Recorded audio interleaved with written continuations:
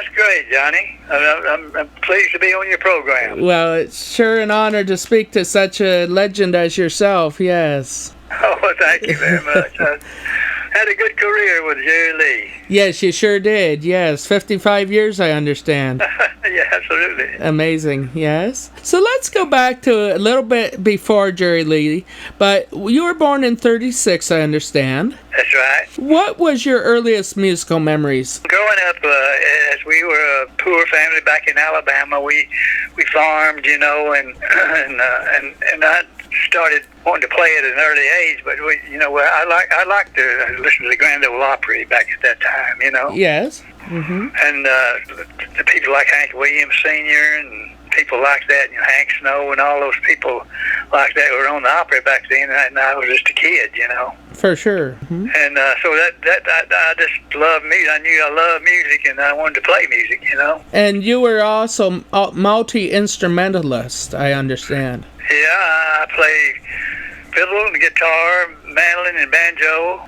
I see. So I love those instruments, For sure. Now, I also understand from doing some research into your history that you also got to meet Hank Williams. Would you tell us about that? Yes, I sure will. That was back. I was about 12 years old, and I was playing fiddle. I was playing with a band down in Florence, Alabama, called Eddie McDougal and the Southern Playboys. Oh yes. Yeah, and then so I was playing fiddle with him, and we had a radio show every Saturday morning, like an hour radio show, and I played on that radio show with him, I see. But anyway, we were working in Sheffield, Alabama at the community center there back at that time, and I was about 12 years old, and we booked there.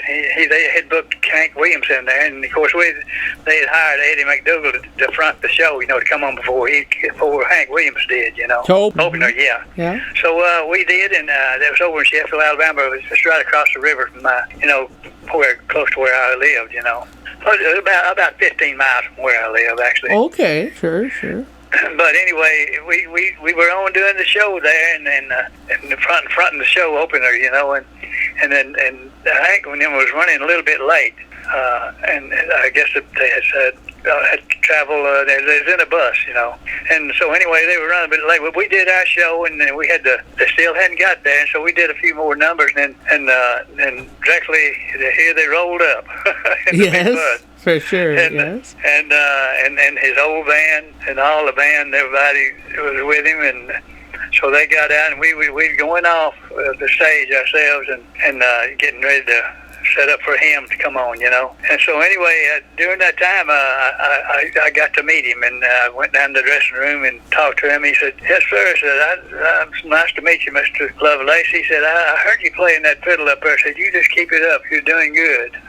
Yes, exactly. I met the whole band, and Jerry Rivers was one of the players that I liked very liked. I liked his style of fiddle. Yes. And and I played his music a lot and listened to his fiddle playing, I see. And I understand that you also learned how to play fiddle because of Jerry Rivers. He was very instrumental in his style, Exactly, yes. And so I became a friend, with him. That's the only time I got to meet him. But I listened to him years after, with the Hank's recordings and all that, Exactly, for sure.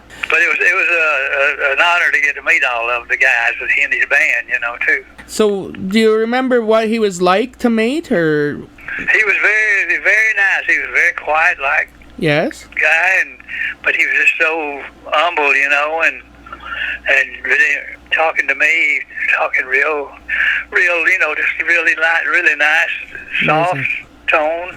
I see. And he just said, he said, "Well, I just wanted to tell you that after listening, we'd done a couple of numbers for. He heard us do a couple of numbers. Of course, yeah. Before he went on. Mm-hmm. But he said, I heard you playing the fiddle up there, and I liked what I heard. He said, you just keep it up. Exactly. I said, I'm going to, sir.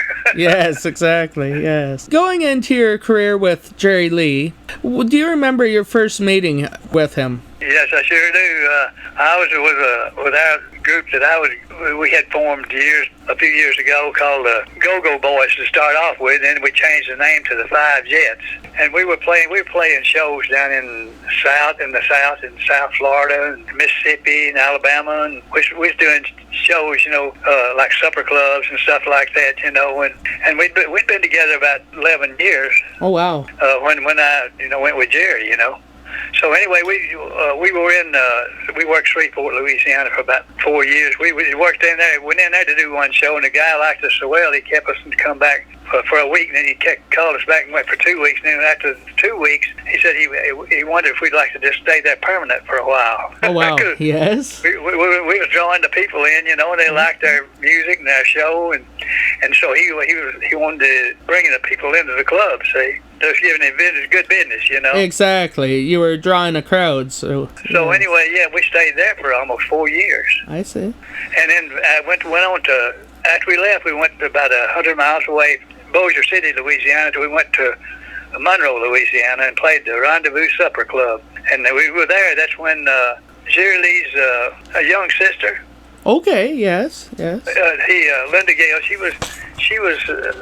Of course, Jerry was on the road with his group then doing stuff, but she was real young, and she wanted us to work on the weekend. So she talked to the club owner at the Rendezvous where we were playing, and said she wanted to know if she could work on the weekends, And so he did. He hired her, and so we backed her up. She'd come up and do about 3, 4, 5 numbers on the front of our show, Yes. And we would play behind her, see, and so she liked our group so well, that she in turn told her brother Jerry Lee about the group she was working with, and so he came into the same town one night to called the East Side Club, and he had a later show that night, so Linda got him told him about this group she's working with, so he said, I want you to hear them. So Jerry and his road manager, Cecil Harrelson, and his security guy, Dick West, they all three came out to that club we were working that night. And he was there was sitting Jerry Lee and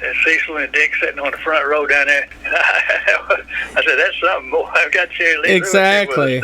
Yes. And so he wanted to hear, Linda came on and did her numbers and everything. She did a really good show and knew how we was backing her up really well. And then when she went off, we started doing our show, and so we did a lot of backup vocals and did the old numbers numbers that were popular at that time, the Platters. We did some of their numbers and stuff, and of course in Jerry Lee's at that time, a whole lot of shaking had just come out, So it would have been the birth of rock and roll around that era. Yeah, it was really hot at that time, And so anyway, we went on, we was playing, we'd do our numbers, and me and my first cousin, we played a banjo number together, and had a black light on it, and when at one point we'd cut the lights out, and that black light would hit our banjos. It was just me and him in a white gloves and a hat. We had a hat on, stuff. It would stand out, and he loved that. He loved that, and then he said, golly, and he said, then I came up and I played the fiddle, did a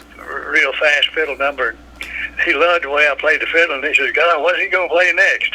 Exactly, yes. Mm-hmm. So he liked what I was doing, and so I played guitar, fiddle, and banjo that night. And he was just a nice guy to meet at first, Jerry was. Okay. And so when all the band, we introduced ourselves to him, and he was glad to meet us, told us what a great show. He enjoyed our show, and he said he wanted to hire the whole band. Oh, wow. Yes, I see. Yes. He wanted to hire the whole band, but, at that time, we were been on the road, and we all had wives and children and stuff, but at that time, I was kind of the loner, loose, alone. Yes. I was kind of the only one who was actually free at that time. Okay. Yes.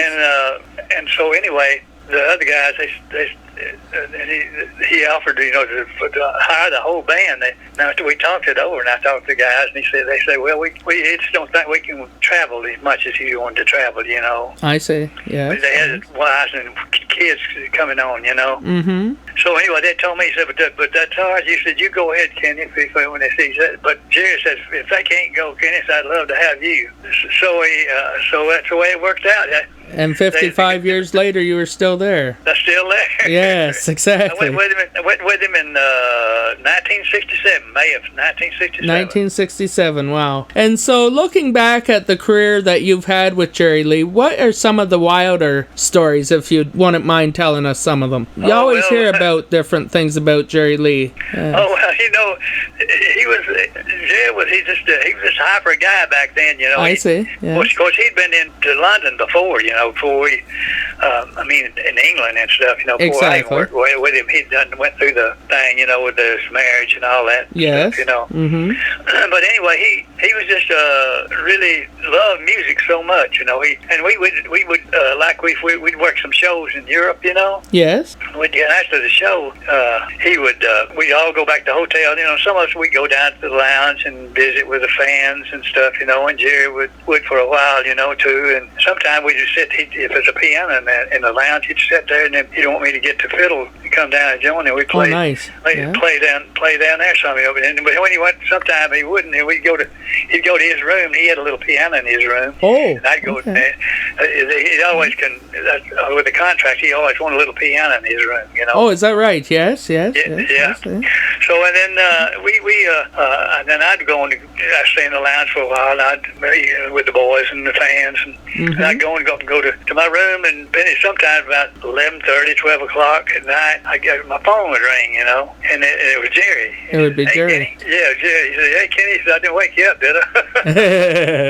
Exactly. I'd always say no, but sometimes I was, Yes, of course. Yeah. And he said, "Would you come and get your fiddle? Come on up to the room. Let's play a little together." Exactly. Just a little. So, we spent a lot of time, and a lot of times we did that. So many times we did. He'd call me, and just me and him sit there, and he want to play for a couple of hours, just playing old songs that we knew. Amazing. And that's where I wanted. He wanted my fiddle. What I was doing on the fiddle to him. He loved what I was doing, Yes, exactly. I loved doing it for him, I was thankful that he loved it, So, and we do that. But anyway, he was, he loved it. Any place we'd go, in the States, we'd do shows, and sometimes we'd come in off of a tour, and he'd come into Memphis, and he'd want to go out to a nightclub, He could, and if they had a piano there play, he'd get up and start. He want to play some more just at that club after we come in off of a show, come flying in from somewhere. Oh, wow, yes. But he was just a hyper like that. He just loved to play. He loved his music. He loved his music. Yeah. Yes, I see. So, tell us a little bit about recording with Jerry Lee. Did you ever do I imagine in those 55 years you did the Killer Country album? Yeah. Yes. Do you have any memories of that? Oh, yeah. We did Another Place, Another Time. You remember we did that? Yes, of course. One of my favorites. That's the recording. That's the first recordings I played with him. Is that right? He wanted the fiddle. That's first time he ever had a fiddle on his sessions. So he wanted me to play fiddle on it, and I played fiddle on that. And then after that, I played fiddle on all Another Place, Another Time. Middle-Aged Crazy. Middle-Aged Crazy. What's made Milwaukee famous, and She Comes Around to Love What's Left of Me. Yes. And I played on all of his country stuff. And 1 Minute Past Eternity and all that. Yes, exactly. Yeah, and The Lonesome Fiddle Man. Did you hear that one? Yes, I did. Yes, it's a great one too. Yes, a lot of memories. Exactly. A lot of memories. Yes, for you and me. Musically for me, but you were actually there during that time. So yes. Exactly. But his sessions were always so, just like kind of they were open. So many people wanted to come into his sessions, but they'd have to just limit what they could get in because there's too much noise going on. Exactly. Yes, for sure. But producers, they let a few come in, and view him, watch him while he was doing his stuff, But then sometimes they'd have to just kind of say, well, we're gonna have to cut it down a little bit. Yes, because like making an open concert there. Exactly, overcrowded or what have you. Yes. Yeah. Yes. So what made him go into the country music more from his rock and roll years, if you know? I think he was doing a Smash at the time. He was with Smash Records, and they were. The promotion or something just wasn't going, and he just I mean, Eddie Kilroy was producer, and he wanted to do that. He's the one that suggested do that song "Another Place, Another Time," you know, and him and Jerry Kennedy, producers with Jerry, with all the other, you know, the other stuff, you know. Yes, of course, yes. But anyway, they all got together, and I think Jerry Kennedy and Eddie Kilroy, they got together and said I think he said we need to cut Jerry country, you know. Amazing. And Jerry, of course, he said I've always been country. So I grew up listening to Hank Williams and all the old ones. Yeah, I see. So, looking at the career like you and Jerry have had over the years, is that still possible in today's world? I find music so different in today's era. I don't think you'll find anybody that stays together that long. Exactly. They seem to be here today, gone tomorrow, sort of thing. Yeah. I mean, they get groups. So many groups come up, you know, and just they stay together for a little while, and they maybe cut a record or something, and then next thing you know, you don't hear about them. They're gone, and another one comes up. It's not like the long life. No, exactly. Staying That's together right. Like it used to be. You know, it was really something. Like even Jerry Lee, near the end of his career or his life, even he'd been 6-7 decades in the music, for instance. Yeah, that's right. Yeah. And it just, as I say, the music today is here today, gone tomorrow, sort of thing. Right. And these songs, I think, will stay here forever, Johnny. That's right. Exactly. They're standards for sure. Yeah. They're standards. He had Jerry was such a good singer. I mean, his way he phrased his songs, his lyrics and stuff, you know. Yes. He just had a way of just doing it, you know. And he had the feeling, exactly. Had the feeling was there, yeah. Yeah, for sure. So, in songs that you've recorded with Jerry, what sticks out to you as favorites?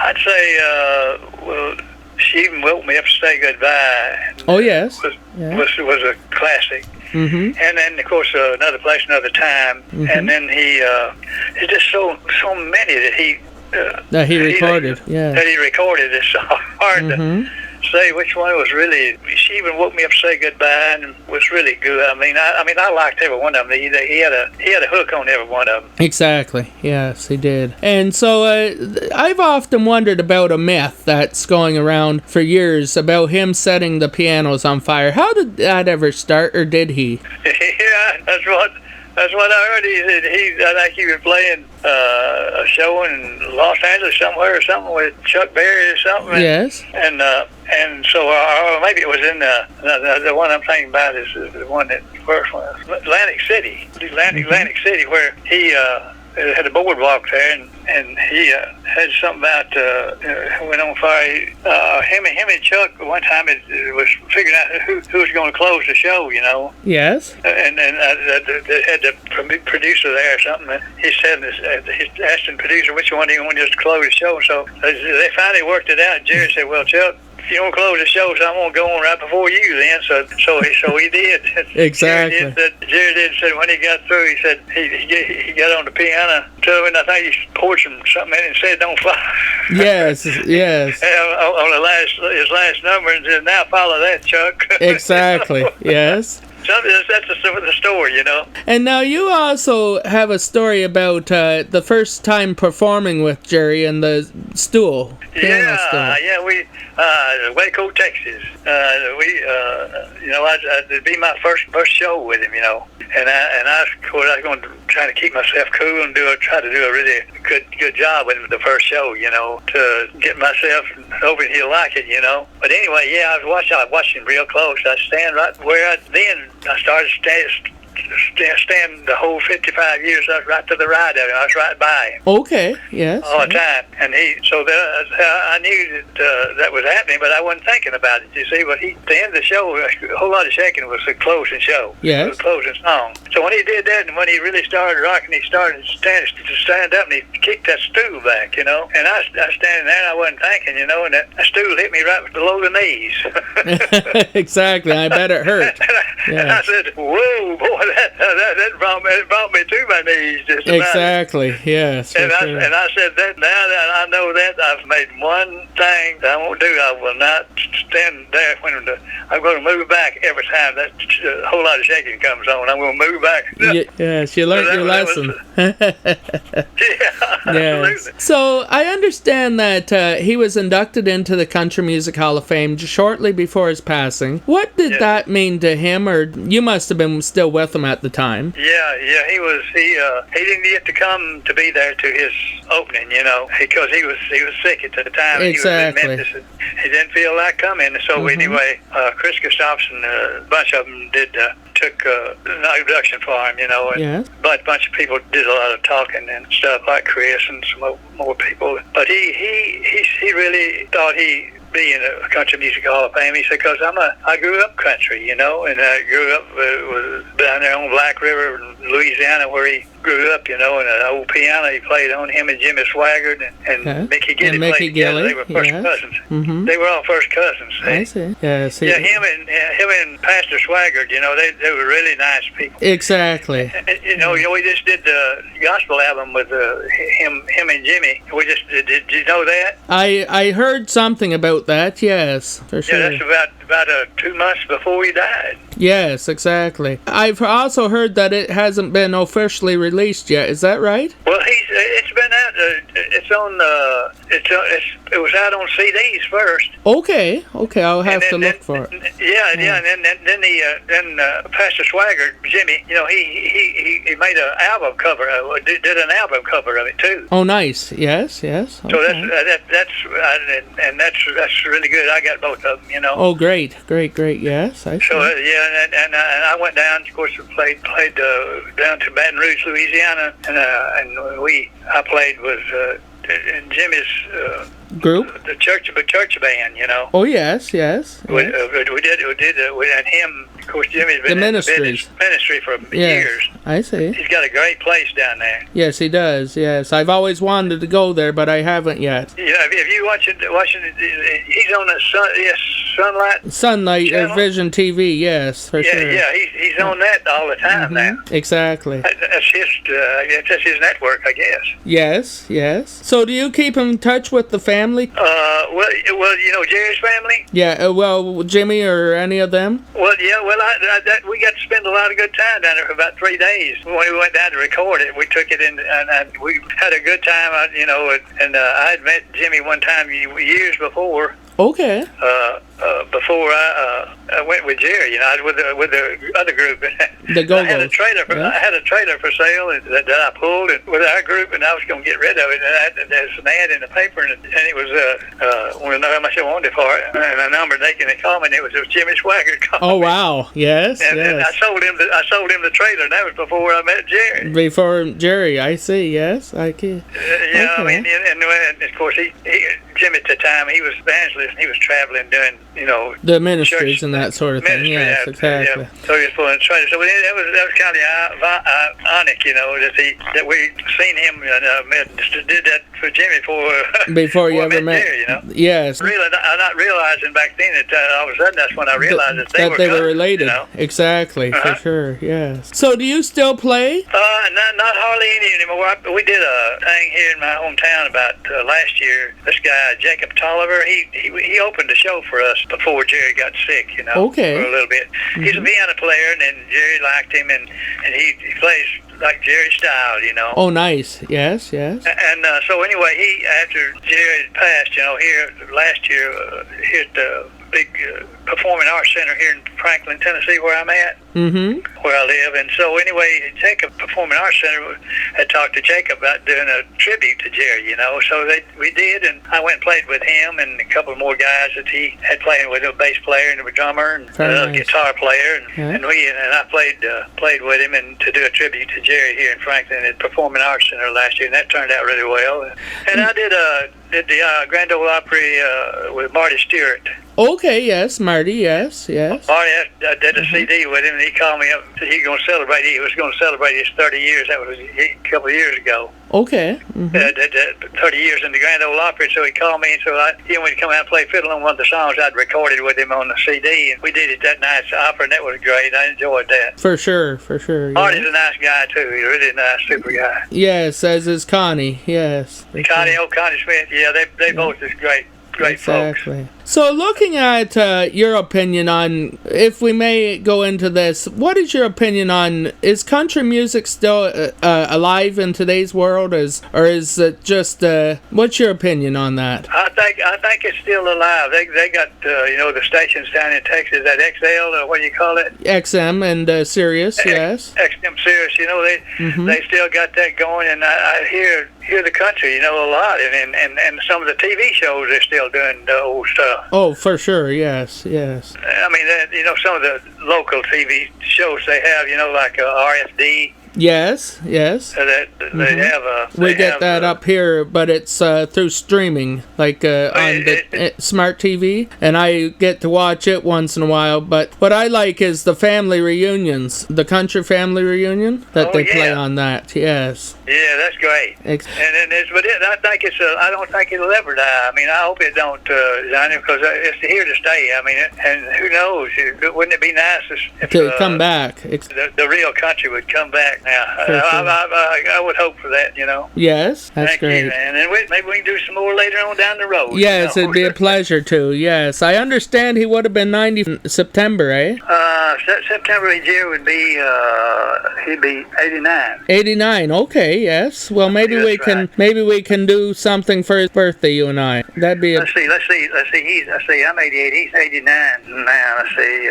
He'd be 90. He'll be 90. Yes. Because he's in September. Exactly. Yeah, that's right. Yeah, it'd be 90. Yeah. Mm-hmm. Yeah. That'd be good, and I'd be happy to do it. Okay, and you stay safe, and God bless you. We'll talk to you soon. Bless you. Bye-bye. Bye-bye.